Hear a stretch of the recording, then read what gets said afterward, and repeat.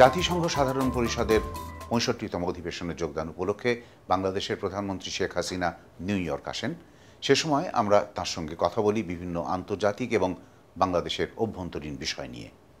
২০০০ সালে সহস্রাব্দ উন্নয়ন লক্ষ্যমাত্রা নির্ধারণ করা হয়েছিল। আপনি ব্যক্তিগতভাবে তাতে সংশ্লিষ্ট ছিলেন আমরা জানি। এবার যখন মূল্যায়ন করা হচ্ছে ওই সহস্রাব্দ উন্নয়ন লক্ষ্যের ১ দশক পর, আবার আপনি ব্যক্তিগতভাবে সংশ্লিষ্ট থেকেছেন। কি অগ্রগতি হলো বলে আপনি মনে করেন? আমি ভয়েস অফ আমেরিকার সকল আপনারা যারা কর্মকর্তা এবং যারা আছেন এবং বিশেষ করে শ্রোতা সকলকে আমি ধন্যবাদ জানাই।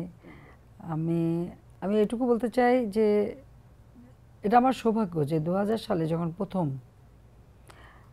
এই মিলেনিয়াম সামিট হলো তখন আমি ছিলাম, এবং সেই সময় আমরা কতগুলি বিষয় যেগুলি সবথেকে গুরুত্বপূর্ণ সেগুলি আমরা সিদ্ধান্ত নিই যে এই বিষয়গুলি আমাদেরকে দৃষ্টি দিতে হবে, বিশেষভাবে দৃষ্টি দিতে হবে এবং এগুলি সমস্যার সমাধান করতে হবে, এবং তার জন্য একটা মিলেনিয়াম ডেভেলপমেন্ট গোল এটা আমরা ঠিক করলাম।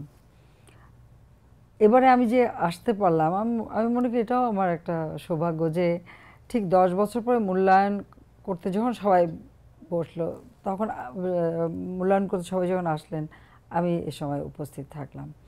এখানে একটা জিনিস বলবো যে হ্যাঁ, অবশ্যই অগ্রগতি অনেক ক্ষেত্রে হয়েছে। যে মূল টার্গেট যে কটা করা হয়েছিল, সব থেকে বেশি যেগুলির উপরে গুরুত্ব দেওয়া হয়েছিল, যেমন ৮টা বিষয়ের উপরে, তার মধ্যে অন্তত বাংলাদেশ 4টা বিষয়ে খুবই অগ্রগতি লাভ করেছে। যদি আমি এটুকু করতে চাই যে ২০০১ সালে যদি ক্ষমতায় আসতে পারতাম ফিরে, তাহলে হয়তো এবারে আমরা এই ৮টার ভিতরে 4টা বিষয়ে অনেক অগ্রগতি লাভ করে সব বিষয়ে আমরা পুরস্কার নিতে পারতাম, সে জায়গায় আমরা পৌঁছতে পারতাম, বাংলাদেশ পৌঁছাতে পারতো। কিন্তু আমাদের দুর্ভাগ্য যে আমরা তখন আসতে পারলাম না। তারপর যে মানে এই সহস্রাব্দ উন্নয়নের যে ধারাটা বাংলাদেশে ঠিক অতটা ওভাবে হয়নি। আর তাছাড়া ব্যাপার হচ্ছে এক এক দেশের এক এক রকম পরিবেশ, আর্থসামাজিক পরিবেশ, ভৌগোলিক পরিবেশ, সে কারণে হয়তো এক এক দেশ এক একভাবে এক একটা বিষয়ের উপরে কিছু কিছু অগ্রগতি লাভ করেছে। এখানে আরেকটি বিষয় আমাদের মনে রাখতে হবে যে বিশ্ব অর্থনৈতিক মন্দা, এই বিশ্ব অর্থনৈতিক মন্দা এবং খাদ্য ঘাটতি, এটাও কিন্তু এই সহস্রাব্দ উন্নয়নটাকে অনেকটা বাধাগ্রস্ত করেছে। এটা যদি না হতো তাহলে তো আমরা আজকে যখন মূল্যায়ন করতে বসছি আমরা আরও অনেক অনেক বেশি ভালো একটা মূল্যায়ন আমরা করতে পারতাম, অনেক বেশি আমরা এর ফলাফলটা পেতাম, যে অনেক দূর আমরা এগোতে পারতাম। কিন্তু যেহেতু বিশ্বমন্দা সেটা অনেকটা ক্ষতিগ্রস্ত করেছে, এতে কোনো সন্দেহ নাই। তারপর আমি বলবো যে যে এই যে একটা সিদ্ধান্ত যে না, পৃথিবীর মানুষগুলির জন্য এই কাজগুলো আমাদের করতে হবে, বা যেটার আমরা নিজেরা যার যার স্ব দেশেও এই কাজগুলো আমাদের করা একান্ত জরুরি, এই সিদ্ধান্ত নেওয়াটা ছিল একটা ঐতিহাসিক। এবং এই মূল্যায়ন করার যে উদ্যোগটা, এটাও আমি মনে করি অত্যন্ত গুরুত্বপূর্ণ।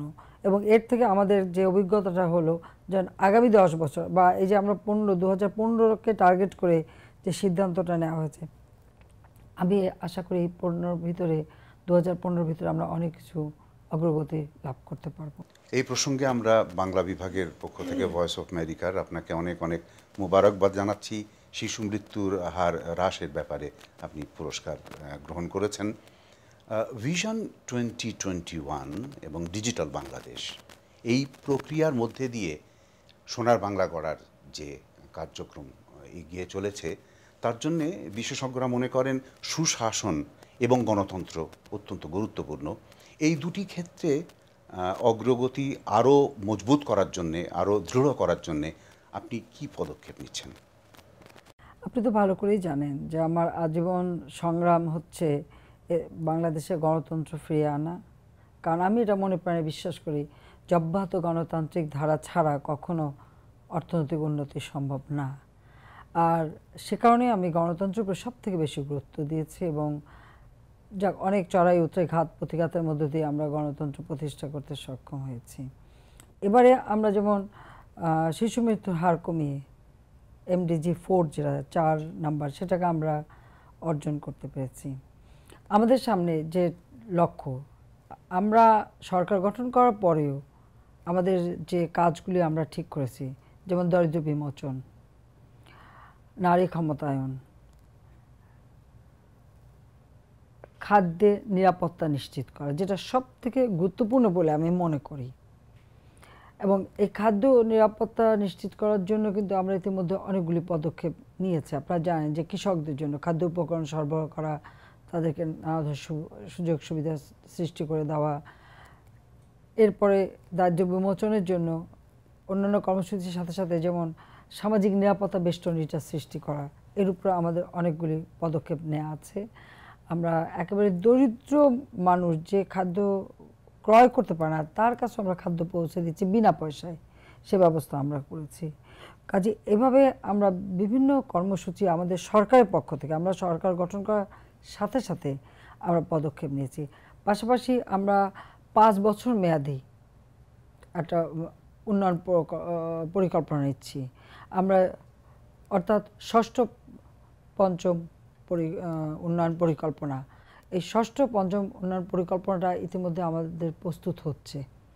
কারণ আমাদের এটা দুর্ভাগ্য যে আমাদের পূর্ববর্তী সরকার তারা এই পঞ্চবার্ষিকী পরিকল্পনাটাকে সম্পূর্ণভাবে বাদ দিয়ে তারা যা কিছু একটা অ্যাডহক বেসিসে নিচ্ছিল, আসলে এতে কিন্তু কাজ হয় না। আমাদের এবারে নির্বাচনী স্তরে একটি বিষয় আপনি নিশ্চয়ই লক্ষ্য করবেন, আমরা কিন্তু ওই যে ভিশন 2021 ঘোষণা দিয়েছি। কেন দিয়েছি? 2021 সালে আমরা আমাদের স্বাধীনতার সুবর্ণ জয়ন্তী পালন করব। কাজে এই সুবর্ণ জয়ন্তী আমরা কিভাবে পালন করব, কোন অবস্থায়, বাংলাদেশ তখন কী অবস্থায় থাকবে? আমরা চাই না যে আমরা একটা দরিদ্র জর্জরিত অশিক্ষিত জাতি হিসেবে আমাদের সুবর্ণ জয়ন্তী পালন করি। আমরা চাই, আমরা এমনভাবে পালন করতে চাই যে অন্ততপক্ষে বাংলাদেশ একটা মধ্য আয়ের দেশে উন্নতি হবে, বাংলাদেশ আধুনিক বিজ্ঞান প্রযুক্তি জ্ঞান সম্পন্ন হবে, বাংলাদেশের মানুষ শিক্ষিত হবে, বাংলাদেশের মানুষের খাদ্য নিরাপত্তা থাকবে, সামাজিক নিরাপত্তা থাকবে। অন্ততপক্ষে ঠিক আছে আমরা গরিবানা হালে হলেও একটা পর্যায়ে বাংলাদেশকে আমরা নিয়ে যেতে চাই, যে লক্ষ্যটা আসলে যে লক্ষ্য, যে আদর্শ নিয়ে এই দেশের স্বাধীনতা সংগ্রাম, যে সংগ্রামের চিন্তায় এদেশে লাখো মানুষ রক্ত দিয়ে স্বাধীনতা এনে দিয়েছে, অন্তত তাদের আত্মা তো কিছুটা শান্তি পাবে। এছাড়া আমাদের জাতির পিতা বঙ্গবন্ধু শেখ মুজিবুর রহমানেরও স্বপ্ন ছিল দরিদ্রমুক্ত সোনার বাংলা গড়ে তুলবেন। সেই দরিদ্রমুক্ত সোনার বাংলা আমরা গড়তে চাই, কিন্তু সেটা গড়তে হলে কিন্তু আমাদের আধুনিক প্রযুক্তি ব্যবহার করা দরকার। যে কারণে আমরা ডিজিটাল বাংলাদেশ গড়ে তোলার ঘোষণা দিয়েছি এবং আমরা একটা দরিদ্র জর্জরিত বাংলাদেশকে পরিবর্তন করে অর্থনৈতিকভাবে উন্নত সমৃদ্ধ দেশ আমরা গড়তে চাই।